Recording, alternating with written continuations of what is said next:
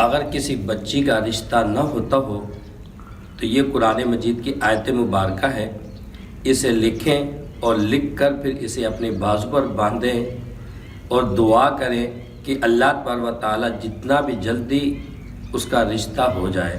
دیکھیں کتنے لوگ ہمارے پاس آتے ہیں، کہتے ہیں کہ ہماری بچی کے لیے دعا کریں کہ اللہ تبارک و تعالیٰ انہیں نیک اور صالحہ رشتہ عطا کرے۔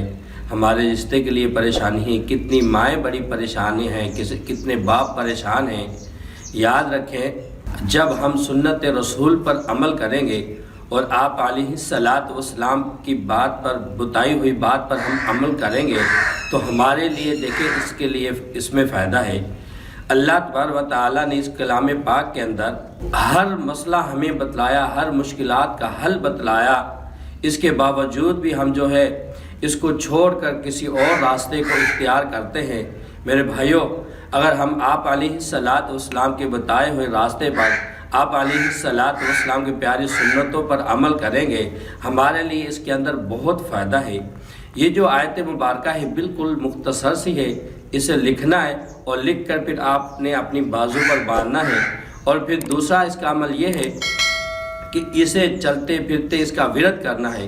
یعنی اگر آپ چلتے پھرتے اس کا ورد نہیں کر سکتے تو پھر آپ ایسے کہ جس طرح 5 وقت کی نماز پڑھی ہے اور ہر نماز کے بعد اسے کم از کم 11 مرتبہ پڑھیں۔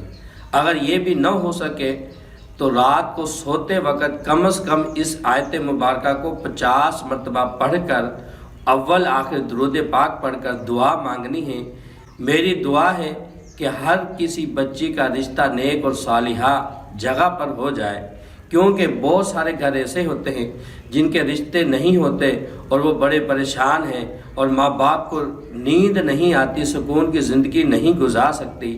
میں آپ کو پیغام دیتا ہوں کہ آؤ لوگوں، سنت رسول پر عمل کریں گے تو پھر ہمارے لیے کوئی بھی مشکلات نہیں۔ یہ جو آیت مبارکہ ہے اسے لکھنا ہے اور لکھ کر بازو پر باندھنا ہے اور ہر نماز کے بعد اس کا ورد بھی کرنا ہے۔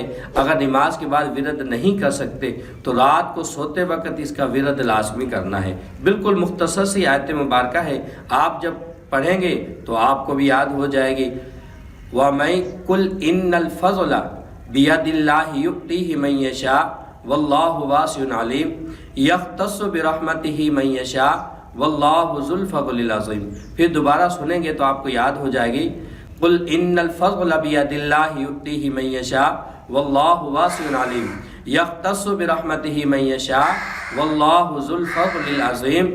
اور پھر میں اس کے ساتھ ساتھ آپ کو یہ بتلاؤں، دیکھیں نہ ہم غلط راستے کا سبق دیں گے نہ ہم بتلائیں گے۔ جب آپ غلط راستے کے لیے اسے اختیار کریں گے تو پھر آپ کو کوئی بھی فائدہ نہیں ہوگا۔